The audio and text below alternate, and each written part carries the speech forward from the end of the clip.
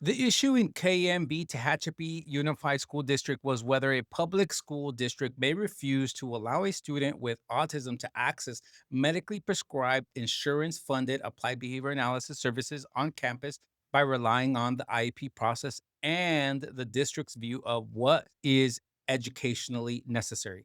More precisely, the court was asked to decide whether Section 504 of the Rehabilitation Act and the American with Disabilities Act impose independent obligations on schools to allow access to medically necessary treatment, even when the district determines that the treatment is not required to provide a free and appropriate public education under IDEA. The court began with the governing principles under Section 504 and the ADA. These statutes require public schools to provide students with disabilities meaningful and non discriminatory access to school programs and activities through reasonable accommodation. This obligation exists independent of a district's duties under IDEA. Once a school district is on notice of a student's disability related needs or a request for accommodation, it has an affirmative obligation to determine whether the requested accommodation is reasonable. That injury must be individualized and fact specific. Schools may deny an accommodation only if they can demonstrate that it would fundamentally alter the nature of the program or impose an undue financial or administrative burden. Importantly, Section 504 and the ADA do not limit accommodations to services the schools provide or funds. Their focus is access. A district's compliance with IDEA does not eliminate or separate obligations under federal civil rights law. The court also relied on the Supreme Court's framework from Fry v. Napoleon Community Schools. Under Fry, claims seeking access to medically necessary treatment rather than changes to educational programming are not governed by IDEA's exhaustion requirements.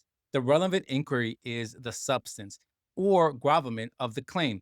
If the injury alleged is denial of access or discrimination based on disability and the relief sought is something IDEA cannot provide, then IDEA procedures do not control. The determination does not depend on how the district characterizes the request or whether an IEP team believes the service is educationally necessary.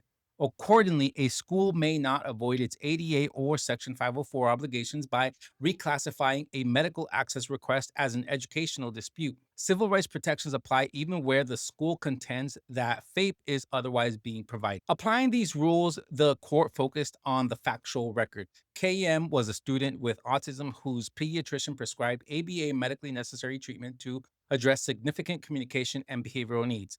The ABA services were funded through the student's health insurance, not the school district.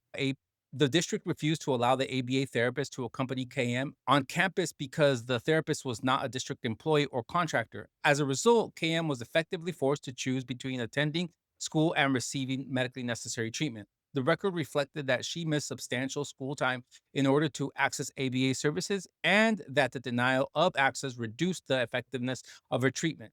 Notably, the parents did not request that ABA be added to the IEP funded by the district or provided as an educational service. They requested access only. The district defended its decision by pointing to the IEP process and its determination that ABA was not required to provide FAPE. The court rejected that reasoning. It held that an IEP team's educational determination does not resolve a school's independent obligations under Section 504 and the ADA. The court found that the district failed to conduct the required fact specific inquiry into whether allowing the insurance funded ABA therapists on campus would constitute a reasonable accommodation. Instead, the district relied on categorical policies and assumptions tied to provider status. The district also failed to demonstrate that allowing access would fundamentally alter the school's program or impose an undue burden. Because the request was for access only, not funding or provision of services, the refusal to allow the ABA therapist on campus constituted actionable discrimination under federal disability law. The court concluded that Section 504 and the ADA impose independent obligations on school districts to reasonably accommodate students with disabilities by allowing access to medically necessary treatment in school settings. A district may not deny access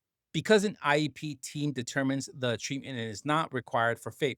The case is directly relevant to ABA in schools. When families request access to medically necessary ABA, they are asserting civil rights, not seeking educational favors. KMB Tehachapi makes clear that schools must investigate, analyze, and accommodate access requests rather than dismiss them through the IEP process.